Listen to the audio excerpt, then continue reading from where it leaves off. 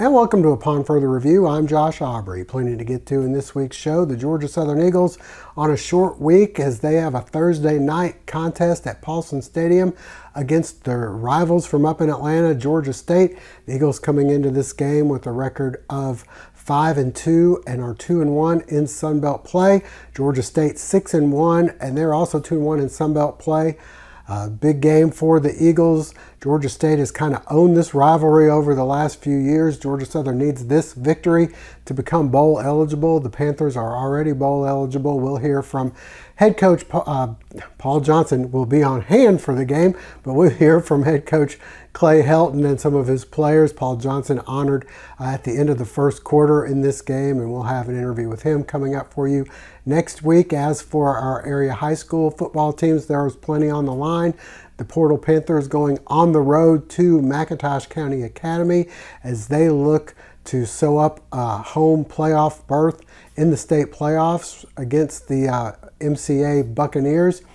The Statesboro Blue Devils on the road at Ware County, a victory in one of their last two games could seal up a chance to go to the state playoffs for them. As for the Bulloch Academy Gators, they are looking to remain undefeated on the season as they're home against St. Andrews. And as for the Southeast Bulloch Yellow Jackets, they'll be on the road at Wayne County, and a victory there could get them into the state playoffs as well. We also have some, speaking of state playoffs, the volleyball team from Statesboro High in the Elite Eight at home. Jalen Rose in the house as well as his daughter plays for Greater Atlanta Christian. We'll have highlights of that and plenty more coming up on Upon Further Review. Reminder before we go to break, hopefully you'll never be in an accident, but if so, please give our friends at the Sullivan Law Firm a call, 912-489-8888, or online at thesullivanlawfirm.com. Cook's Pharmacy, located on Highway 80 East, is family owned and operated by Lynn and Janie McCook, as well as their son, Josh McCook. Serving the Bulloch County area since 2005, McCook's Pharmacy offers fast and friendly service where the customers come first. Vaccinations are available, including shingles, flu, pneumonia, and Tdap. Drive-through service is available with 2 drive-through windows for your convenience. McCook's Pharmacy offers free local deliveries, and new customers are always welcome. Continuing the tradition of our family caring for your family, McCook's Pharmacy, Highway 80 East. Eagles' spirit and style are a priority around here, and that's why the University Store, the official outfitter of Georgia Southern, offers everything you need to be game day ready. The University Store carries the largest inventory of licensed Georgia Southern apparel, accessories, and spirited merchandise. Show your spirit with tents, flags, and chairs. Show your style with polos, hats, dresses, and jerseys. Visit us in-store at our stadium shops or online at gsustore.com. Show your spirit from tailgate to touchdown with the University Store today.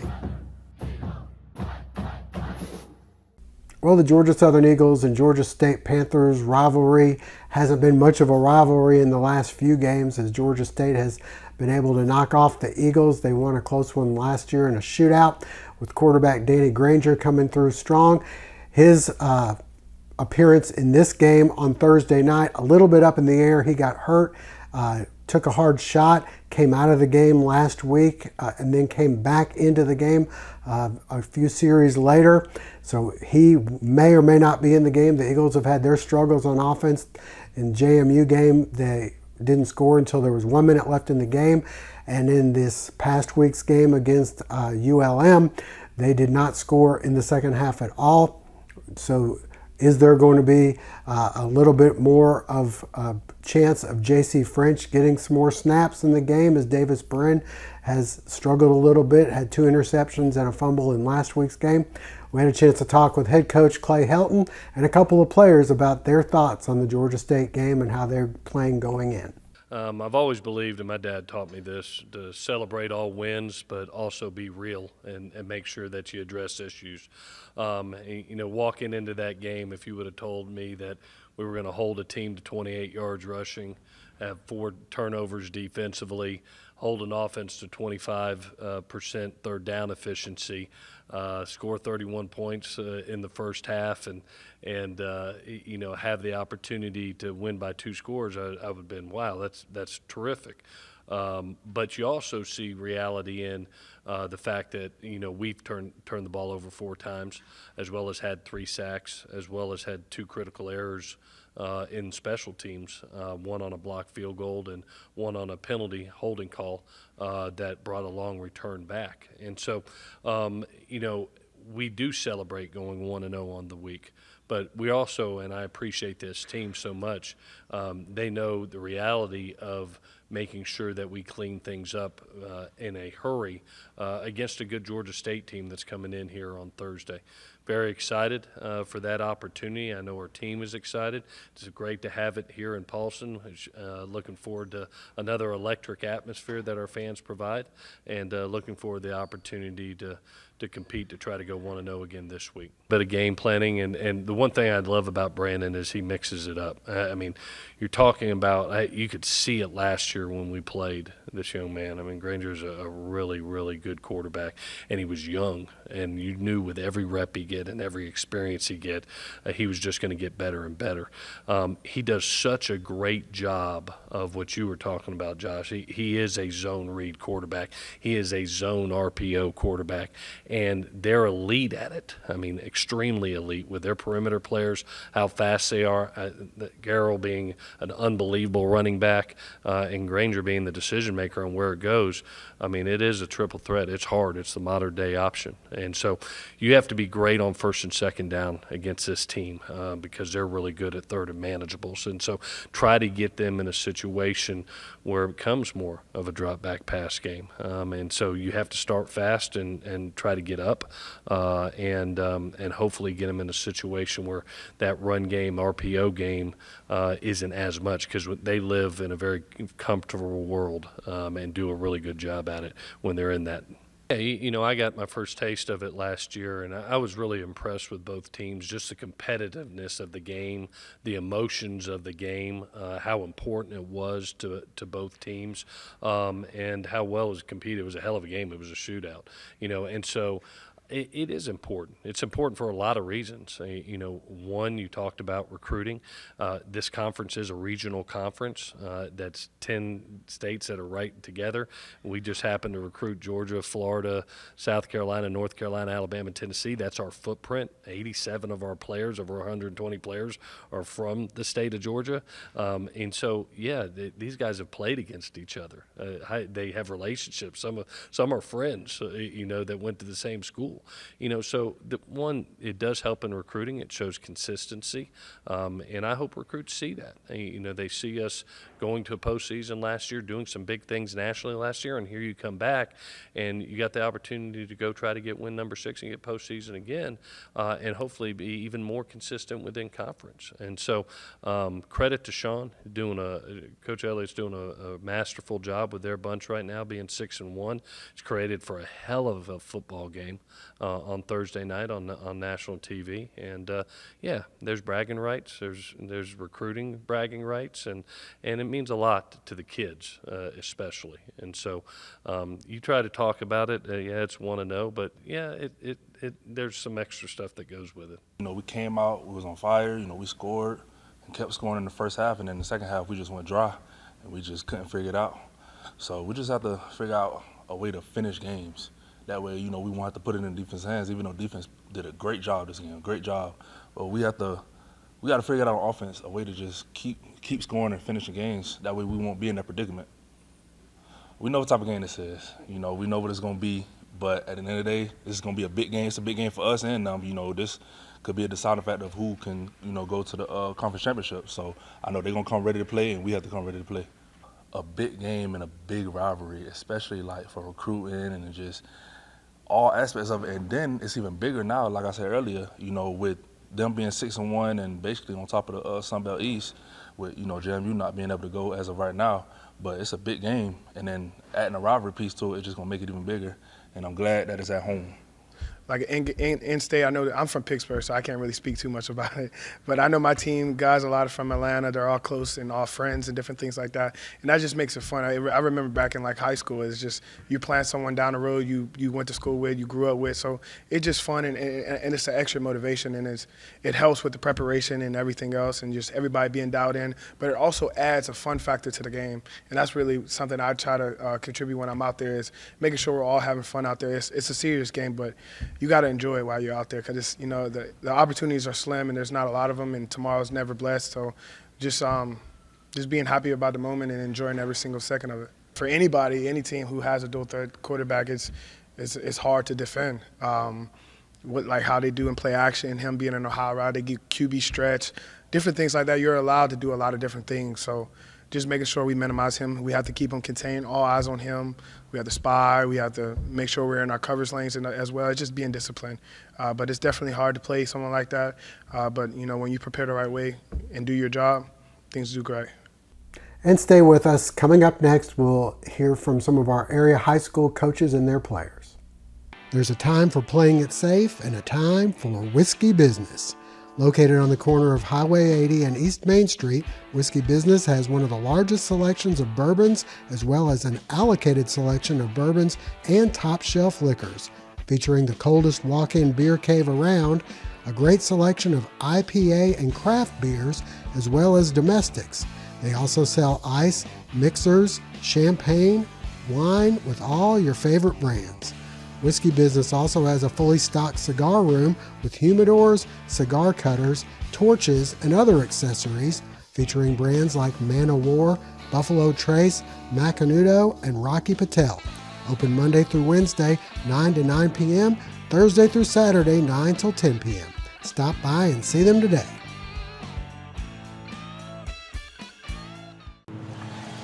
Davis, you're in.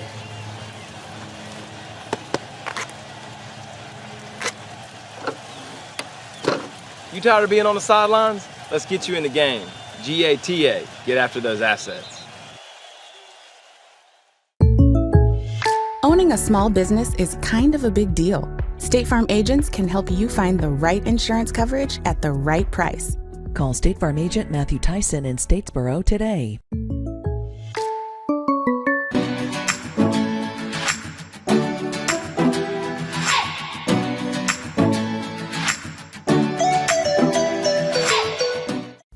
Well, the Statesboro Blue Devils coming off a hard-fought and tough 28-25 loss on the road at Bradwell, the most points they've scored all season. That was a good sign. Bad thing is the penalties continue. They had 15, and they had a few personal fouls on the final drive that helped lead to the go-ahead touchdown for Bradwell in the last minute of the game.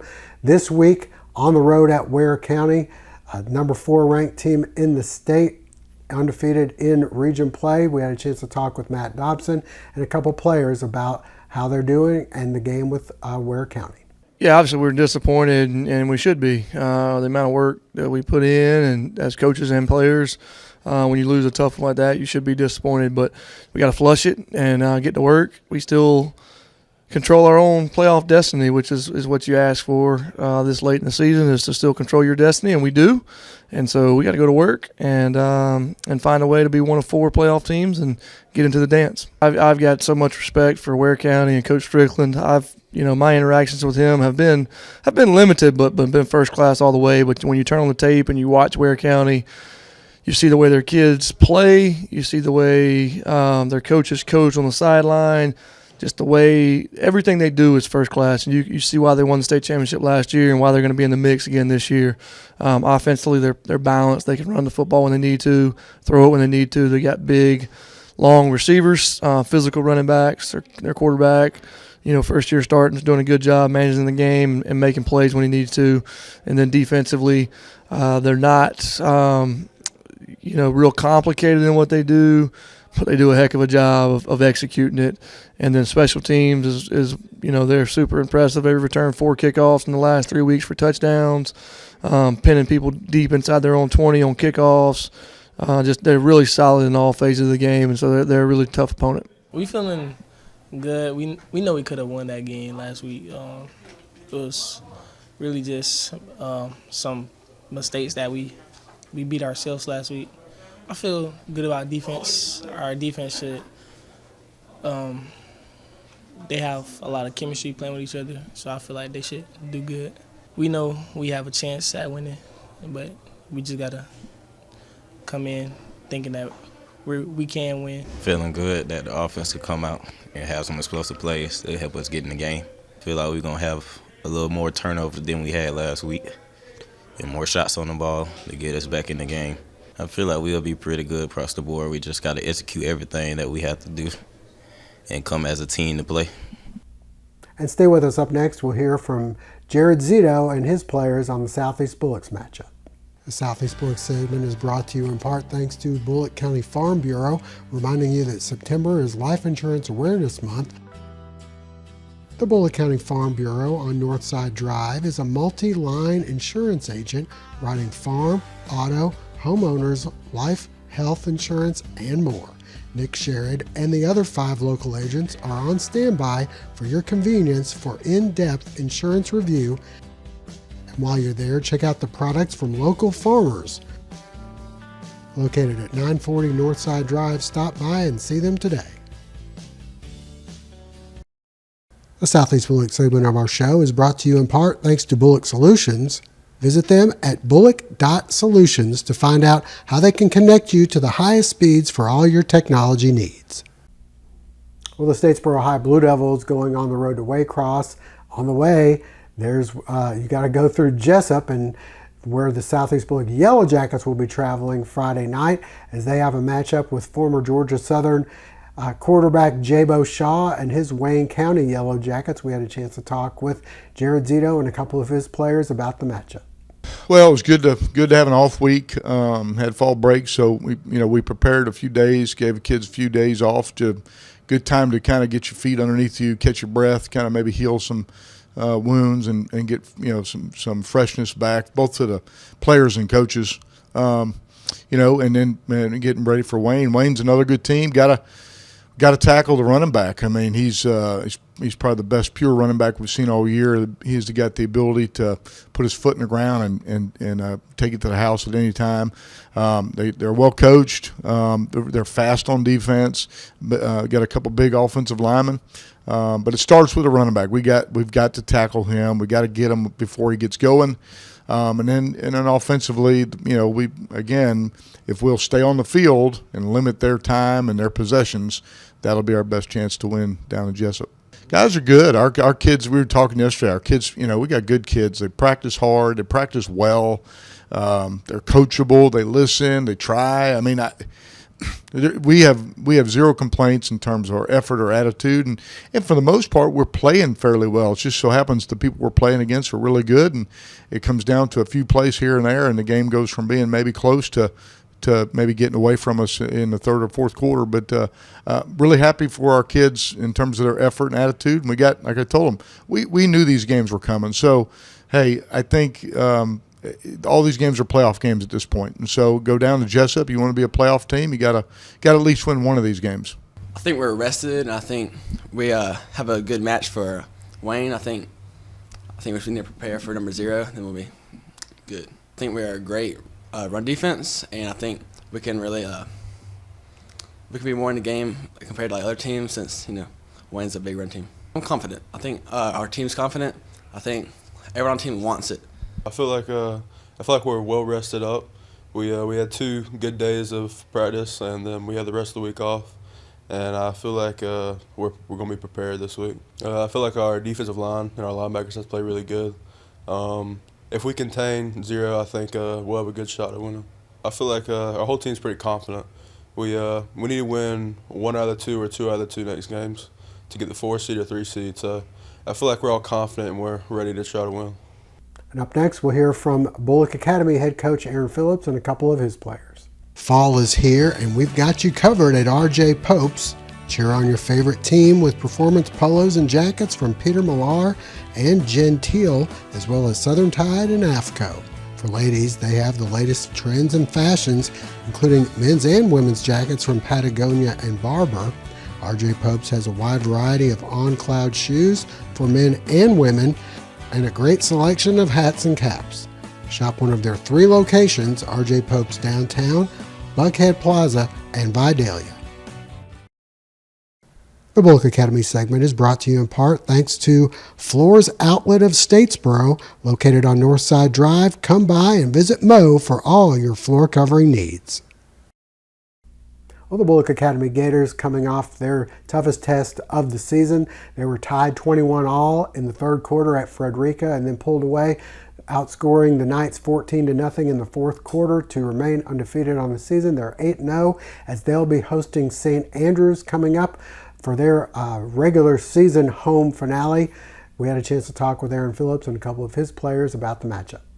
It's a big win for our fans and crowd. I mean, it was an awesome atmosphere, but you know, after the game, we told them that there's a super challenge of you can't get complacent. This is not the end of the road for us. This, you know, our picture's a lot bigger than just beating Frederica. We knew we were going to beat Frederica, and now we have to, you know, enjoy that one through Friday, and then you got to flush it and move on and stay focused and stay hungry because, you know, that's the thing. We're trying to achieve one goal at a time, and you know, I probably, they get tired of hearing me say, you know, this week's game is the most important game of your season because it's the only one you get to play this week.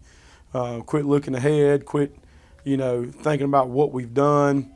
You know, car rearview mirrors are real small, and they're that way for a reason. You know, we want to look forward, and St. Andrews next up, and that's who our focus has got to be on, because they're a pretty good football team. St. Andrews brings 3 All-State basketball players to the field. Now, they are basketball players, and they're tall and rangy, and they run very well. And one's the quarterback, who's he's a second-year's quarterback, and he is a really, really good quarterback. He spins it pretty well, and he extends plays with his legs. And they have a long, lanky wide receiver who's also a pretty good player, and you know, they create some problems for us up front. You know, we're going to have to be very disciplined because they're a wing tee. They base out of the wing tee, so they're going to be smoke and mirrors and things like that. Try to get their quicker guys in space, and so we got to be very eye disciplined this week. And you know, up front is where we've won a lot of our football games. I mean, we've kind of dominated the offensive and defensive line at times. And I thought that was the biggest thing with Frederica as well, as we were able to, you know, offensively, even with the injuries, we were able to do whatever we wanted to, and they really had no answer for us. Now, we were not able to get those huge chunk 60-yarders like Isaiah's able to break, but, you know, we had 412 yards rushing versus Frederica is pretty sporty. And we're going to need that same kind of production this week. You know, we don't know what's going to be, you know, if those guys are going to be available. We hope they are, but we're going to prepare like they're not. And you know, we got to win that battle in the trenches. I mean, that's where it starts at. If you can dominate both lines of scrimmage, you got a really good chance of being successful. You know, we feel great. You know, we playing this. We playing this like a few weeks back. You know, and we heard they were talking, you know, trash about us on social media, and they call things like hate week, and so, you know, we got to execute, and we can't leave without a win. So, you know, we'll put all our effort in it, or like, you know, communicate and what we call team chemistry. Like, that's a big thing, because without that, then, you know, then you ain't gonna win no games if you know communicate with your team. You know, it felt really good going down there and beating them. I think we played like a really good game. We kind of all came together and played as a team. Going to the playoffs, we're going to place a lot of bigger schools. They're going to have a lot more athletes. They're going to be a lot bigger on the defensive and offensive line. So I think playing a close game like that was really good for us. They're really athletic. We went and watched them Friday night. They're going to make some big plays on us offensively. So, you know, our defense has been playing really good recently. I know they're going to step up and stop them. Offense just got to go and score. As for the Portal Panthers, on the road in Darien to take on McIntosh County Academy, a victory there would sew up the number 2 seed at least and set up a region championship matchup with Jenkins County next week. We'll have highlights of that game for you, as well as the Bulloch Academy game Friday night at statesboroherald.com. As for area volleyball, the Statesboro Blue Devils making it to the Elite 8 once again, their 5th opportunity to advance to the Elite 8. Unfortunately, they ran into the 2-time defending state champs, Greater Atlanta Christian Spartans. Well, let's send you out and hear from head coach Bob Massey as they were swept in that game, won 3-0 against the number 2 ranked team in the state. I think a lot of times when you get into games with this situation and things like this of this magnitude and you have some hiccups at the start, sometimes that can either hurt you or help you. You know, I think in this instance, you know, we didn't bring our best game. Kudos to them. That's why they're 2-time state champions. That's why they're number 2 in the state. You know, they were prepared and we didn't play our best game. And sometimes that happens. And, you know, you hate when it happens to you, but I think as a team and maybe to be proud of is, hey, we're a team with not a lot of club kids. And we're getting out here competing against some of the best teams in the state. I'm super proud of the way they play, their heart, their passion, the love that they have for each other, the teamwork that they have. It's absolutely an epitome of what Statesboro High volleyball is all about. I think I, as a coach, am super proud of them, of this team. I'm going to miss these seniors. They have meant more to me than you could ever imagine. Some of them I've had for almost 5 years now. Definitely with this group of seniors, start of the season, I was not thinking that we would be able to get to the Elite 8 just as the start of the season, because we had so much newness going on and a lot of new roles to be played.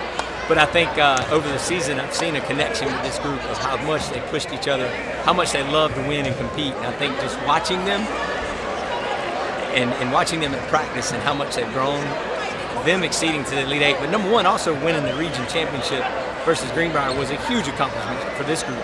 We beat Greenbrier for the first time ever in the history of Statesboro High and did it 3 times, and that was a huge feat just for us. So I think as far as our goals was the region championship in the Elite 8, and this team exceeded all those. And that'll wrap things up for now. We thank you for joining us. Hope to see you again next week.